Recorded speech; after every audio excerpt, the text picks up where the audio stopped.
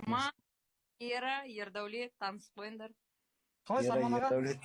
Жақсы өздерің. Жақсы, Аллаға шүкір. Не істеп жатсыздар аға? Ассалаумағалейкум. Не істеп жатқан кезде мен төсекте жатырмын, Ера. Болды, жата беріңіз. Аға тастап қойдым сізге, қабылдап қойсаңызшы. Қабылдап қойдым. Кет екі ойнаймыз ба? Ойнайық. Аға сізбен жеке сөйлесемін қазір, құдай қаласа, иә? Ұрмайсың ба әйтеуір? А? Ұрмайсың ба? Аға, ондай тұрған нес. Жоқ, жеке сөйлесем дегенге жош кетсің? Жоқ, ондай мақсатта емес қой, аға.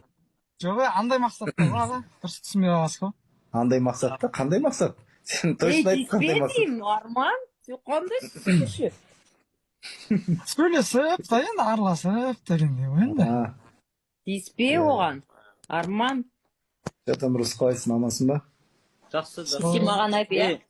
Просто мен түсінбей қалдым, кіріп келіп, Арман төсекте жатым дейді да, ер отырып хабарласам личкаға дейсің. Жоқ, түсінбедім, братан. Диана, сен диванда жатсың ба? Диана.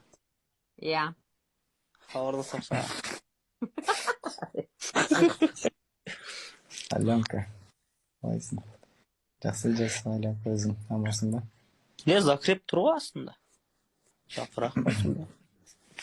Давай, достар, 4000 құтсайық ағайындар, 4000. Ма 169 адам ғой, бәрін шығарып алғансың ғой. Мен Давай, достар. эфир жабайын деп отырмын, негізі. Ма ауыр ма? Жабайын деп жатқам. Арман келді, потом Ера.